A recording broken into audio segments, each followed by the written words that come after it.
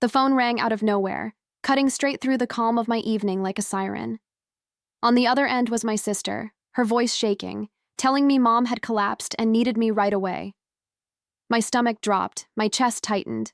I could almost hear my own heartbeat pounding in my ears. I looked over at Mark and Josh, my whole world sitting right there, and I felt torn in two. Leaving them wasn't something I wanted, but how could I not go?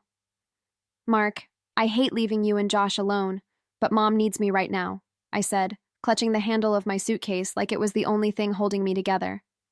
He stayed calm, almost too calm. "We'll manage," he answered, brushing it off like it was nothing. "Just take care of your parents. Don't worry about us." I wanted to believe him, I really did, but there was something in his eyes, something that didn't quite line up with the words. When I bent down to kiss Josh's forehead, he held on to me so tightly it was like he knew life inside that house was about to change. The air smelled of fresh laundry mixed with Mark's aftershave, usually comforting, but suddenly it all felt distant. I promised Josh I'd call every single day, and I kept that promise. Morning and night, my voice carried through the phone into our home, clinging to the life I had just stepped away from. The train ride felt endless, the hum of the tracks matching the rhythm of my restless thoughts. Every mile that carried me farther from home felt heavier, like I was leaving more than just my husband and son behind. I stared out the window, replaying Mark's calm expression over and over, trying to convince myself he meant every word. Still, a small, stubborn knot of unease sat deep in my chest, refusing to let go. When I arrived at my parents' house, the air smelled of disinfectant and stale tea, a mix of comfort and worry. Mom looked pale but managed a weak smile, and I knew right then I had made the right choice. I slipped into caretaker mode quickly, organizing her medications, fluffing pillows, making soup that Dad pretended to like. The routine distracted me, but in the quiet moments, my mind always drifted back to Mark and Josh. So I called, every day, without fail. "How's everything at home?" I'd ask, my voice aching for reassurance. Mark would answer smoothly, "We're fine, Karen, don't stress." Josh would chime in too, his young voice filling me with warmth. And for a while, I believed them. I let their calm words wrap around me like a blanket, keeping me from facing the whispers of doubt circling in my head. But even in those reassurances, I couldn't quite shake the feeling that something wasn't lining up. Nights were the hardest. After Mom had fallen asleep and the house grew quiet, I'd lie awake, phone in hand, staring at old photos of Josh on the screen. His smile was my anchor, pulling me back to what mattered most. Sometimes I'd replay Mark's voice in my head, steady, reassuring, almost too polished. I told myself I was overthinking. That distance was playing tricks on me. Still, there was a hollow echo to his tone I couldn't ignore. One evening, while stirring a pot of soup in my parents' kitchen, I caught myself rehearsing questions I wanted to ask Mark. "Did Josh eat well? Did you tuck him in?" They were small things, but they carried the weight of my trust. His answers never faltered, never wavered. Yet trust, once it starts to wobble, has a way of magnifying the tiniest cracks until you can't unsee them. I felt that magnification with every call. I tried to silence the unease, focusing on my parents' needs, but I couldn't stop the flickers of doubt. Mark's reassurances felt too perfectly timed, like lines from a script, and Josh, sweet Josh, sometimes hesitated before speaking, as if something sat heavy on his little heart. I brushed it aside then, convincing myself I was being paranoid. I had no idea how wrong I was, or how the truth would break wide open the moment I set foot back home. Coming back home should have felt like slipping into a warm embrace, but the moment I stepped through the door, something was off. The air carried a scent that wasn't mine, sweet, floral, too sharp to be the lavender candles I usually lit. My eyes landed on a glass on the counter, faintly smudged with lipstick. Not my shade, not even close. My stomach tightened as if my body recognized the truth before my mind dared to name it. Strange. "This isn't my lipstick on the glass," I said aloud, holding it up between us. Mark forced a laugh, waving it off like a forgotten detail. "You're imagining things. You're overtired," he insisted, his voice almost casual, but his eyes darting away too quickly. I studied him, searching for cracks in his mask, but he shifted, busying himself with the dishes, as if that could erase what I had seen. I told myself I was being dramatic, that I was still worn out from the trip, but the walls of my own home suddenly felt unfamiliar, rearranged, touched by hands that weren't mine. The cushions on the sofa were out of place. The faint scent of perfume clung to the air like a secret whispered too close. I smiled, nodded, pretended to accept his words. Inside, though, a quiet storm had already started building, and I knew I couldn't silence it for long. That night, as I tucked Josh into bed, his little arms wrapped around me tighter than usual. He didn't say much, just whispered, "I missed you, Mom," before closing his eyes. The innocence in his voice calmed me for a moment, but once the hallway light dimmed, the unease came rushing back. I walked into the living room and found Mark staring blankly at the TV, not even pretending to watch. His shoulders seemed tense, his eyes shifting when I spoke. I sat down beside him, trying to read his face. "Everything was fine while I was gone?" I asked, careful, soft. "Of course," he replied too quickly, his tone clipped, final. He reached for my hand, but the gesture felt forced, mechanical, like an actor hitting his mark. My instincts screamed louder, warning me that something didn't fit. Trust is fragile. It doesn't need hard evidence to break, just the wrong tone, the wrong glance. And I was collecting both. Later, as I moved through the house, I noticed small details that gnawed at me. A dish left in the sink, but Mark usually hated mess. A blanket folded differently, not in my neat, habitual way. They were tiny things, but they whispered of another presence. I tried to push the thoughts down, telling myself not to spiral. Yet deep inside, I knew I wasn't wrong. My gut rarely lied, and it was telling me a storm was coming. I climbed into bed that night, but sleep refused to come. Mark lay beside me, his breathing steady, almost too steady, like someone imitating rest. I stared at the ceiling, the shadows shifting with every flicker of passing headlights outside. My mind replayed the perfume, the lipstick, the subtle rearrangements of my home. They were small details, but together they formed a picture I couldn't unsee. Doubt had settled into my bones, and it wasn't going anywhere. The next morning, I studied Mark across the breakfast table. His smile looked practiced, stretched just enough to pass. He asked about my parents, deflecting the conversation back to me, never lingering on himself. "You really need to rest, Karen," he said, his tone firm, almost patronizing. I sipped my coffee, nodding, but inside I was cataloging every crack, every slip. He thought I was tired, distracted, but I was wide awake and watching closely. Josh sat quietly, pushing his cereal around, avoiding eye contact. That silence told me more than words ever could. Something weighed on him, something he didn't know how to say. I reached over and squeezed his hand, giving him the space he needed. Deep down, I felt it. Whatever was haunting this house wasn't just about me.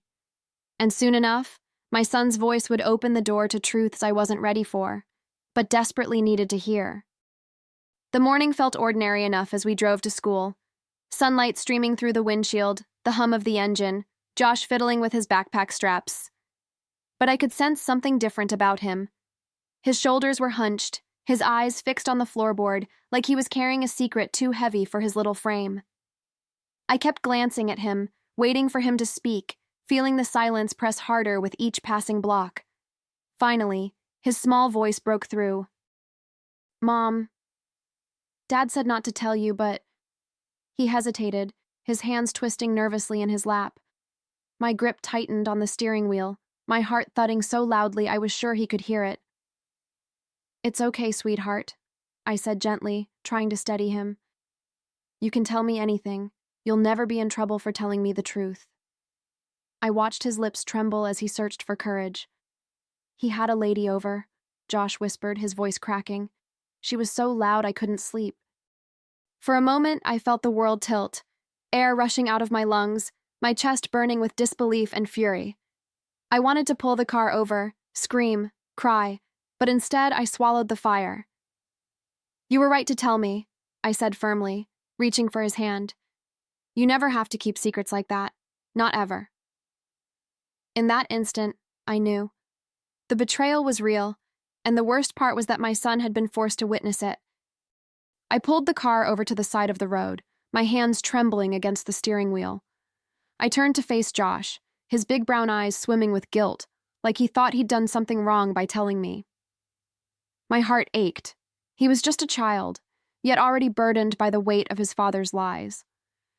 I brushed his hair back gently, forcing my voice to stay calm even though inside I was screaming.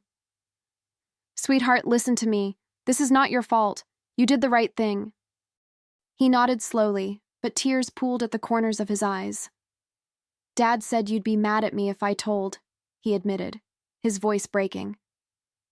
That sentence cut deeper than any knife could. The betrayal wasn't just mine, it was Josh's too. Mark had dragged our son into his web, asking him to carry a secret no child should ever hold. Rage burned through me, but I pushed it down, because what Josh needed right then wasn't my anger, it was my protection. I hugged him tightly, promising myself he would never feel alone in this again. "I'll always believe you, Josh," I whispered. "Always." He clung to me, his small frame shaking, and I knew this was the moment everything changed. I wasn't just a wife betrayed. I was a mother who needed to shield her child from growing up in the shadow of a man who confused lies with love.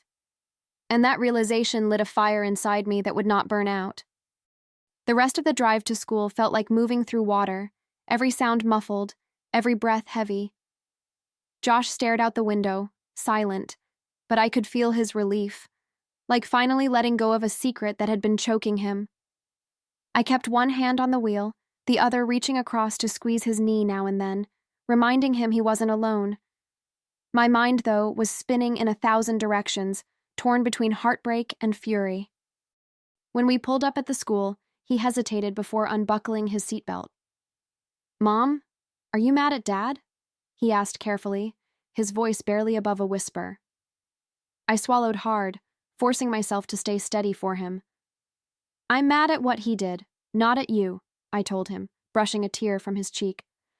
"Don't carry his choices on your shoulders. That's not yours to bear." His nod was small, but the way his shoulders eased told me my words mattered. I watched him walk toward the school doors, his backpack bouncing with each step, and I made myself a silent promise. This wasn't just about me anymore. Mark had crossed a line by pulling our son into his betrayal, and I couldn't stand by and let Josh grow up thinking lies were normal. By the time I drove away, my grief had hardened into resolve. I knew what I had to do next, and it started with a plan. That night, after Josh was asleep, I sat at the kitchen table with only the hum of the refrigerator keeping me company. My hands shook as I spread out receipts, phone bills, and little notes I had gathered quietly over the past few days. The evidence was there, hiding in plain sight: restaurant charges, late-night calls, lies disguised as errands. Every slip of paper felt like a knife, but instead of cutting me down, they carved a clearer path forward. I knew confronting Mark head-on would only turn into denial, gaslighting, more lies spun like a spider's web. He'd been rehearsing his excuses for months, maybe years. But this wasn't about catching him in a fight anymore. This was about Josh. My son deserved a childhood where truth wasn't twisted, where love didn't come with betrayal lurking in the shadows.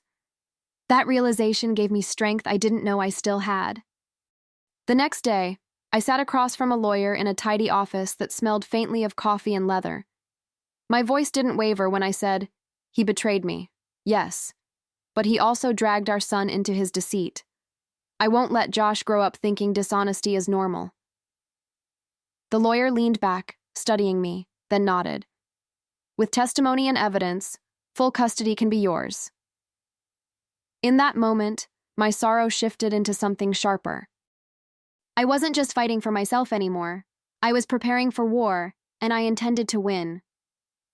I walked out of that office with the papers tucked under my arm, my footsteps heavier, but my spine straighter. The city noise outside felt sharper, horns blaring, people rushing, life moving on as if mine hadn't just tilted on its axis. I gripped the folder close, knowing it held not just documents, but the key to reshaping Josh's future. For the first time in weeks, I felt a flicker of control returning, like the wheel of my life was back in my hands. At home, I became a quiet observer. I watched the way Mark's phone always stayed face down, how his smile flickered when I mentioned my parents, how he avoided Josh's eyes at the dinner table. He thought I was blind, still wrapped in fatigue from my trip, but I was cataloging every move. Each lie he fed me, I tucked away like ammunition, waiting for the moment I'd need to fire it. Late at night, I'd sit in Josh's room after he'd fallen asleep, the glow of his nightlight casting soft shadows on the walls. I'd watch his chest rise and fall, his small hand clutching the blanket, and I'd whisper promises he couldn't hear. "You'll never be like him. I'll make sure of it." The rage that burned inside me wasn't destructive. It was focused, sharpened by love. And with every passing day, my plan grew clearer, bolder, impossible for Mark to escape. The hardest part was pretending. Sitting across from Mark at dinner, smiling just enough to keep him from guessing, nodding at his hollow stories, it was like living in a play where I knew the ending but couldn't reveal my lines yet. Inside, though, every word he spoke felt like fuel to the fire building in me.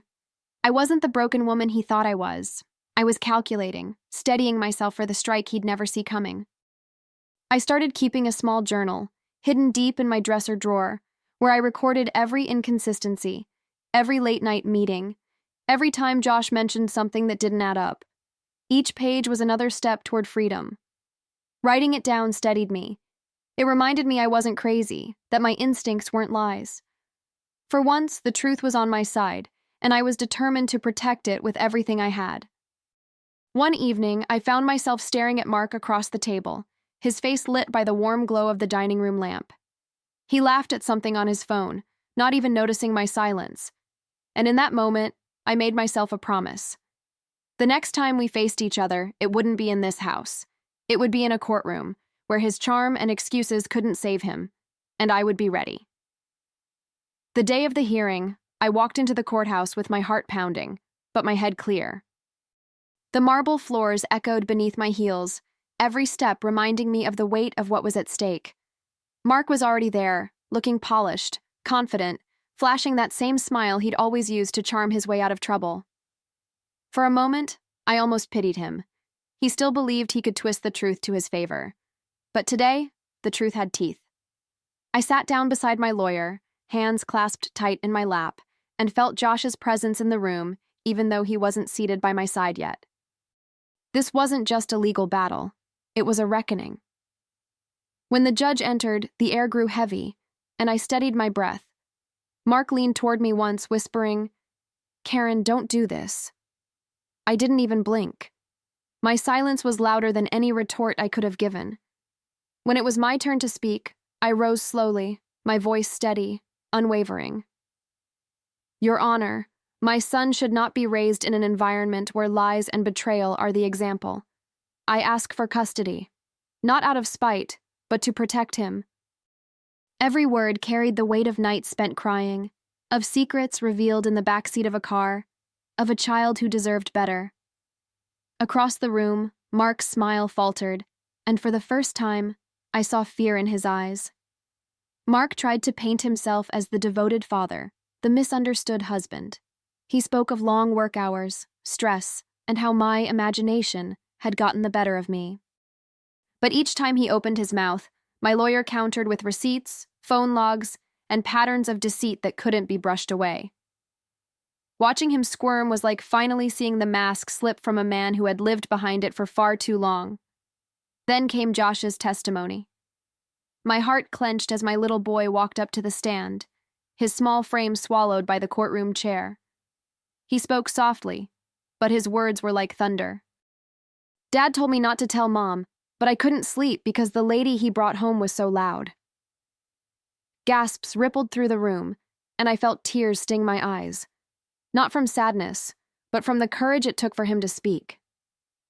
Mark shifted uncomfortably, his polished facade crumbling under the weight of his own child's truth. I caught his eyes, and for once, he couldn't hold my gaze. The silence that followed wasn't empty, it was damning. And in that silence, I felt the scales tip, justice leaning toward the only outcome that made sense. For the first time, I wasn't just reacting to his betrayal, I was watching him unravel in front of everyone. When the judge finally spoke, the room held its breath. The child's welfare is clear. Custody is awarded to the mother. The words rang out like a verdict, not just on Mark's failures as a father, but on every lie he had tried to bury. Relief washed over me, powerful and grounding, as though a weight I'd carried for years had finally been lifted. I glanced toward Josh, his small smile trembling with hope, and I knew I had kept my promise to protect him. Mark shot me a desperate look, his voice breaking through the quiet. "Karen, don't do this." But it was too late. The gavel struck, final and unforgiving, and his power slipped away in front of everyone. His charm, his control, his illusions, they were all stripped bare under the cold light of truth. He sat back, hollow-eyed, as if the walls of the life he had built were crashing in around him.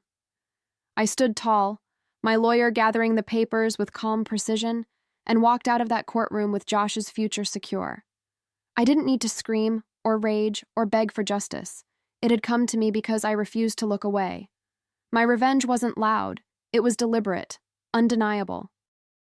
And as the courthouse doors closed behind me, I felt the first breath of a new life waiting just ahead. The first morning in our new home, sunlight spilled through the kitchen window, catching on the steam of fresh coffee.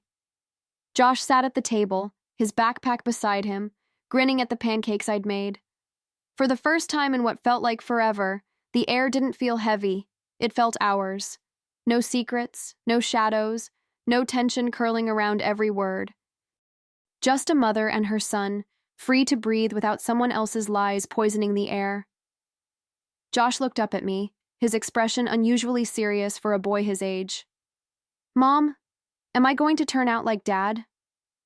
His question hit me harder than I expected, raw and unguarded. I set down the spatula, wiping my hands on a towel before kneeling beside him. I held his hands firmly, making sure he could see the conviction in my eyes. "No, my love. You'll grow up knowing what respect, loyalty, and truth really mean. You'll never be like him." He smiled then, small but genuine, and leaned into me.